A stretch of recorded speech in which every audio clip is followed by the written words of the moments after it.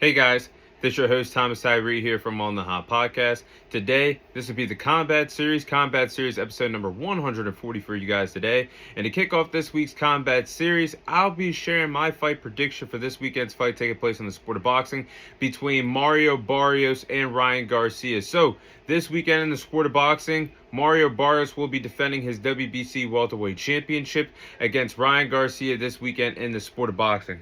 So, heading into the fight, I have three storylines for you guys to follow heading into Saturday night's welterweight championship fight. First storyline is, what version of Ryan Garcia will we see Saturday night in the boxing ring? Now, Ryan Garcia has a huge opportunity in front of him. A chance to win his first world title in his boxing career. Never actually fought for a world title up until this particular point. Now has a chance to become the WBC welterweight champion if he can defeat Mario Barrios. But my question goes back to what I just said a few moments ago. What version of Ryan Garcia are we going to see? Because in this fight, it is all or nothing for him. It's do or die. And in the sport of boxing, you eventually got to pass your big test to be viewed as a big threat. And as talented as Ryan Garcia is, we know the lightning hand speed. We know how good of a counterpuncher he is. We know the dangerous check left hook. He's a great power puncher. But the thing is, on the big stage, Ryan Garcia has yet to show up in his boxing career. Look at his biggest three fights, guys. The first loss against Gervonta Davis on a big stage, whether you guys want to count the rehydration, the catch weight that was in that clause or not, both Ryan Garcia and Gervonta Davis were on that playing field. He got knocked out by Gervonta Davis in the 7th round of that fight. Then you fast forward a year later when he got in the ring against Devin Haney. At the time, he won the fight by split decision, but a week or so later, we all know the positive PED test that popped up. That fight becomes a no contest. Then you go to his previous performance a year ago when he fought Rolly Romero. Lost that fight by unanimous decision. So you guys get what I'm saying here. Ryan Garcia's track record in the big fights, he's 0-2 with one no contest fight. So he's got to show up. It's a do or die situation, and he's got an opportunity to win his first world title here against Mario Barrios. Do or die situation for Ryan Garcia. We'll see what version of him shows up in Las Vegas this weekend. Now, storyline number 2 here is, can Mario Barrios prove that he's not the weakest link here at the welterweight division? Now, at welterweight, we have several world champions here. We got Devin Haney, the WBO champion. You got Lewis Crocker, the IBF champion. Mario Barrios is the WBC champion. Rolly Romero is the WBA champion. So all the titles are scattered out. But right now, we're still trying to figure out if Mario Barrios is the weakest link as champions. In my opinion right now, yes, until proven otherwise, because since being elevated to the WBC welterweight champion, we know he won the interim title when he defeated Ugas a few years ago. But since being elevated as champion, he has had 2 draws in his 2 title defenses. You go back to late 2024 when he fought Abel Ramos on the Jake Paul Mike Tyson card. He got dropped in that fight, and the fight went to a draw. Then in his previous fight this past summer, when he fought Manny Pacquiao, a 46-year-old Manny Pacquiao that was inactive for 4.5 going on 5 years in a boxing ring, went to the judges' scorecards, and that fight ended up being a draw. So we're going to see if Mario Barrios could show up on a big stage, and we're going to see if Mario Barrios is the weakest link as a world champion of this welterweight division or not. And the final storyline here, which is very important, how much of a factor will trainer Joe Goossen be for Mario Barrios? Now, if you guys remember, that goes back to what I just said a few moments ago. When Ryan Garcia fought Gervonta Davis nearly 3 years ago, Joe Goossen was the main trainer for Ryan Garcia in that fight. And we all know everybody abandoned Ryan when he lost to Gervonta Davis, Oscar, Bernard, everybody. There was nobody but his father and his mother by his side after that loss. Joe Goossen knows Ryan Garcia very, very well. He spent the whole entire training camp with Ryan, helping him prepare against Gervonta.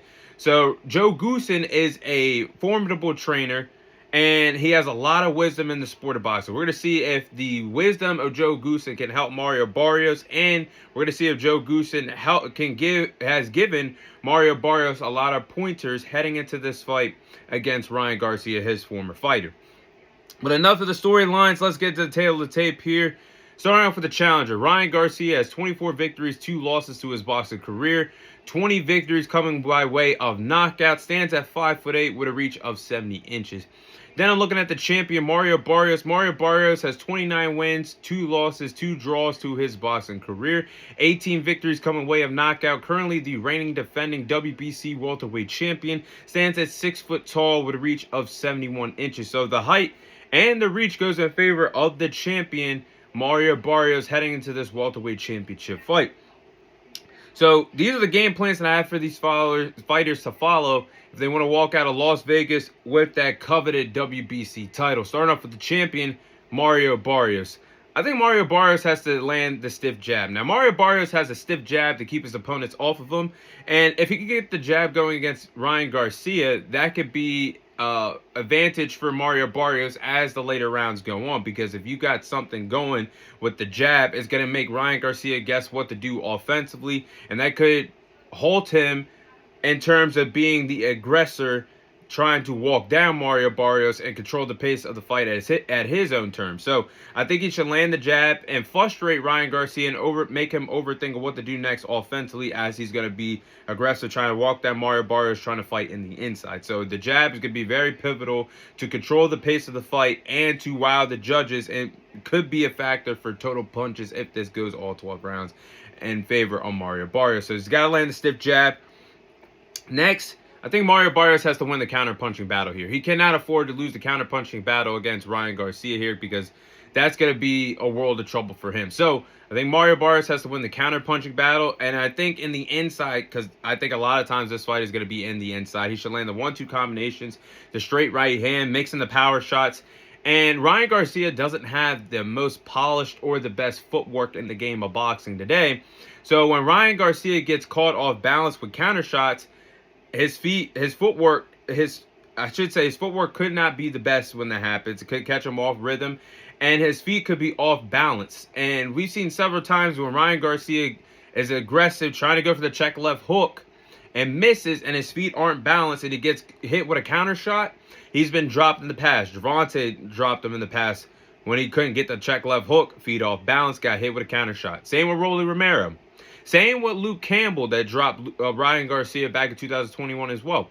So we've seen this happen in the past with Ryan Garcia getting a little over-aggressive. His feet aren't balanced, and someone wins the counter-punching battle in that exchange, lands a knockdown. So again, I think that's to my point. Mario Barrios should land the 1-2 combinations, be aggressive in the inside, the right hand, mix in the power shots, and he could be in control of this fight if he follows these game plans. And the final game plan is be alert defensively of the big shots. Now, Mario Barrios isn't the best defensive fighter, and neither is Ryan Garcia. But I think if you find a way to take away Ryan Garcia's best attribute, the check left hook, you could be in store to possibly win this fight.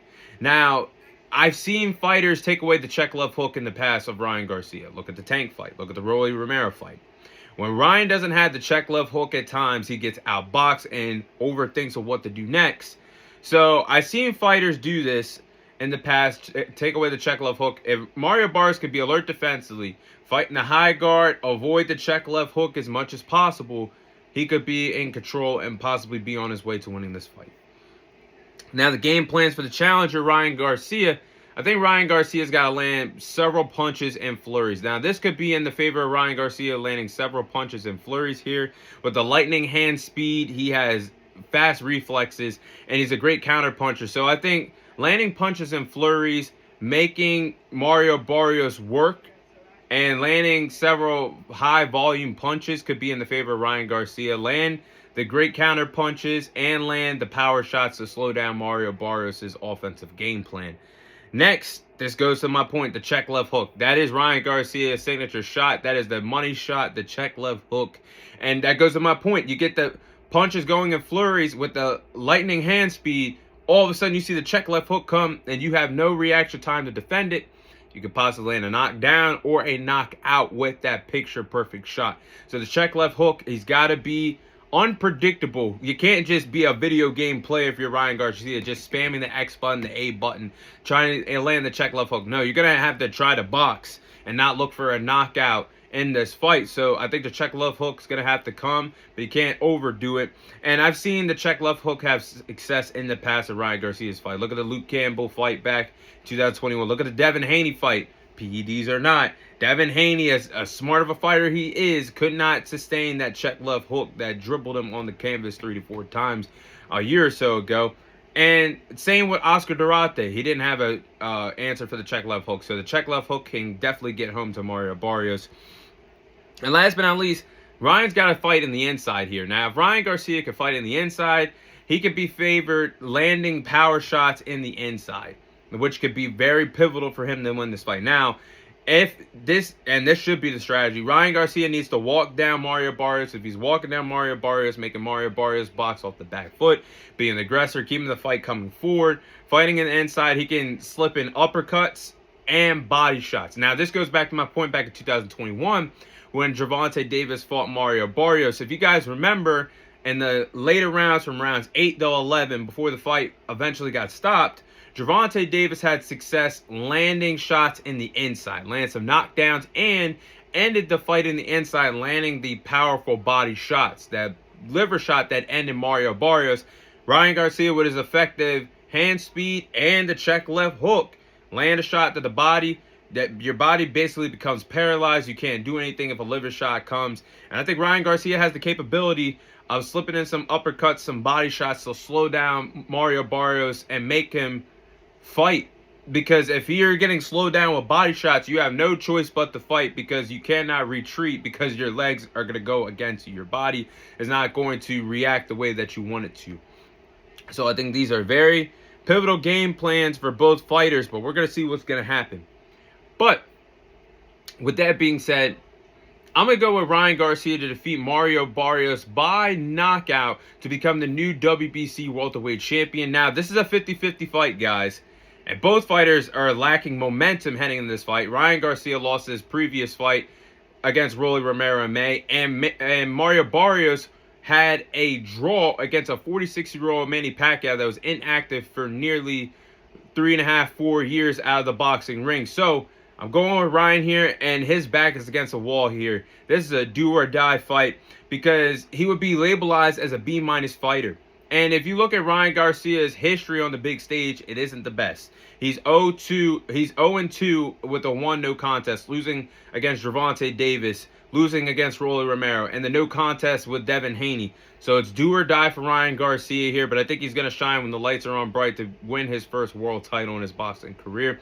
Now, I think Ryan Garcia will be fighting, he will be winning the fight, fighting to win the counter-punching battle. I think he's going to mix in the jab. He's got to have some type of boxing in order to outclass and outwork Mario Barrios in this boxing ring. So I think he's going to win the counter-punching battle, mix in the jab, use the money shot, the check left hook, and land the power shots. And if Ryan Garcia could do this, I think he could get Mario Barrios out of there within 6 to 8 rounds. Realistically, I think that's a real possibility. But I think Ryan Garcia could go in the inside, damage Mario Barrios, slip in some uppercuts, some body shots. We see Mario Barrios get knocked out with a body shot in the past by Gervonta Davis. So I think Ryan's going to have to do work in the inside as well to slow down the offensive rhythm of Mario Barrios, make him second guess what to do in the fight, and that could open the door for Mario Barrios to make critical mistakes against Ryan Garcia. So I think Ryan Garcia should also be the aggressor, fight coming forward, and put the pressure on Mario Barrios, making him box off the back foot. But guys, again, this is a 50-50 fight. I'm going with Ryan here because if you guys look at Mario Barrios' track record, he's been shaky since he's been elevated to becoming the WBC welterweight champion a few years ago. Because in his last 2 title defenses, he hasn't lost, but he hasn't won, and he has 2 draws. Look back at that Mario Barrios and Abel Ramos fight that went to a draw by the judges on the Jake Paul-Mike Tyson card, where he got dropped in that fight by Abel Ramos.